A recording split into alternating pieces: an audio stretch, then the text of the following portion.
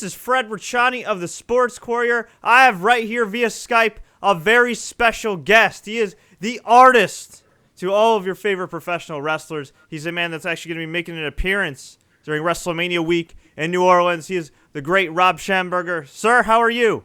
Doing great, doing great. Thanks for having me on the show. Pleasure to have you on, man. You do a ton of great artwork. I feel like you're literally the go-to guy for any wrestler that wants an awesome Twitter or Facebook profile pic or background. I mean, you do a kick-ass job. We'll get to that in a second. You're pretty well known, obviously, for your wrestling portraits, but I'm wondering, what came first for you, art or pro wrestling? Art first. I got into art when I was about 7. My older stepbrother bought me my first comic book, and we spent the whole weekend like redrawing everything. And I just knew right then, like something with art is what I wanted to do. Didn't actually get into wrestling until I was about 18.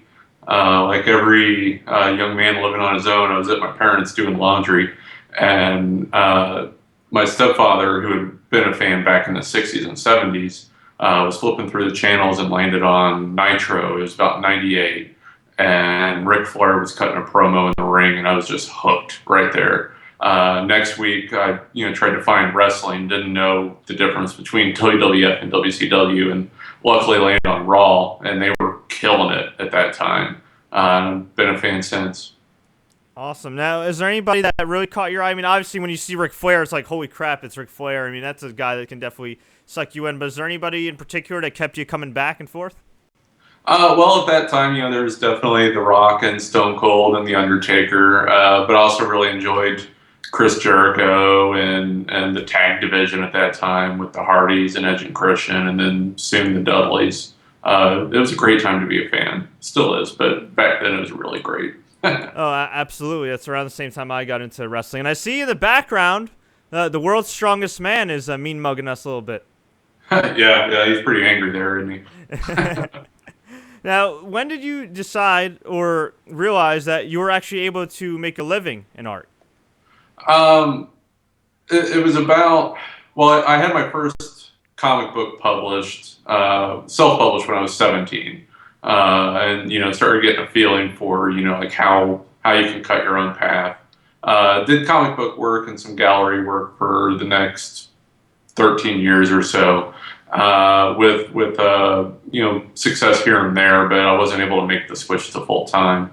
And it was about 3 years ago where I started focusing on wrestling, and since then it's been a full time profession. Now, I understand. I was doing some research on you. I saw an old news piece where you said you were trying to paint all, I think, 270-something world champions in wrestling history. Did you ever complete the whole project? Still working on it. This Mark Henry one here is part of that project. I've done about 105 so far. These are all like these bigger pieces here. But yeah, there will be about 250 or so when I'm done. But luckily it's one of those that I can take my time with because I want to take my time with it because like I'm commemorating every one of these world champions. The WWE Network just came out a few weeks ago. I would imagine that your art takes up a whole lot of your time. But as a wrestling fan, I mean, I'm sure it's like almost like heaven at your fingertips. Have you had a chance to play around with the WWE Network? Oh yeah, absolutely. While I work, I'll have like a screen up showing something like Netflix or a DVD, or lately it's been the network, like the Legends of Wrestling. I really like that. Like I don't watch a lot of match footage while I'm working because I'm working, and if I've got a match, I'm going to end up watching the match. But like something like Legends of Wrestling or like the documentaries that they put on there, I really enjoy that. I'm a history nerd for wrestling anyway. As am I. No shame there. With social media, I feel like it's really gotten the word out about a lot of your talents and everything. And I'm assuming that's how you got hooked up with WWE? Yeah, roundabout. They saw my work early on in the process. Like when I started the whole thing, I was doing a Kickstarter to fund the whole project, and got a lot of people's attention during that time. And yeah, WWE did an article on me probably my first year of the project, and then after that. like about midway through last year, we started working together and, putting together like different things that we can do. So towards the end of last year, we started selling some of my original pieces through the auction site. And now we're continuing along with that and getting into more things together. How surreal is that? I mean, being a wrestling fan, you can't get any bigger than WWE. And now not only are you painting these guys that you watch on TV every week and some guys that you grew up on, but you're actually working with them. How surreal is that?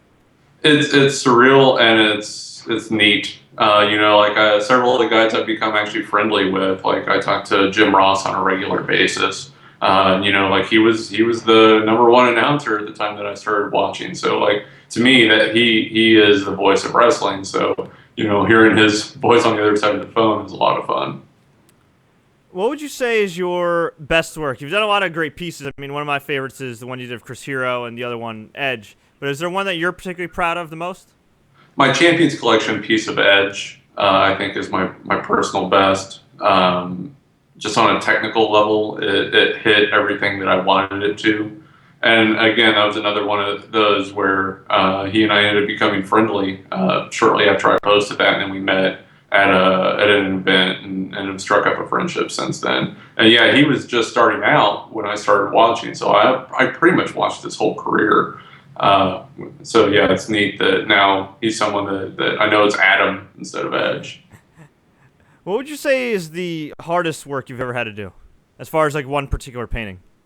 Well, all of them, like I push myself anyway on. I know that's a cop-out answer. The guy that's the toughest to catch his likeness is Stone Cold.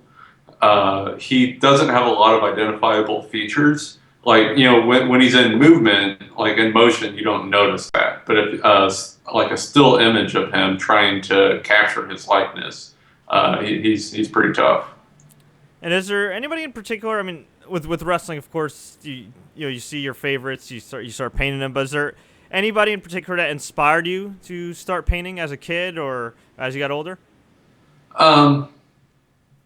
Like an artist influence? Yeah, like an artistic influence, or maybe somebody in the family that was influenced by art that passed it along to you.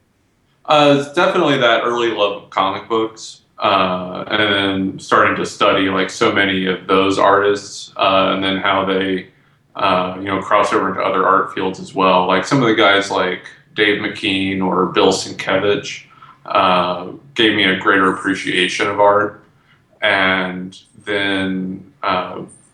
Just growing from there, like learning who their influences were and then who those people's influences were. I get as much from one of those guys as I do from Pablo Picasso, probably. And what would you say is, for anybody that's watching here, you don't just paint wrestlers. I mean, you've painted a number of women and different kinds of art before. What would you say is the most awkward art request you've ever had? That's easy. When I did my first Kickstarter, I had a thing where like people could get me to do a specific painting for them of whatever they would like. I assumed that they would all want wrestlers, right? One guy, he's like, "Hey, can you do a painting of me as a wrestler?" And I'm like, "Yeah, sure, whatever." And then he comes back and he's like, "Well, actually, I made a character of myself in a wrestling video game. Can you paint that?" And I'm like, "Well, yeah, sure. Like you contributed to the thing. I'll do this for you." And he sent it over. I painted the thing for him, sent it back to him, and he gets back to me. He's like, "Man, thank you so much.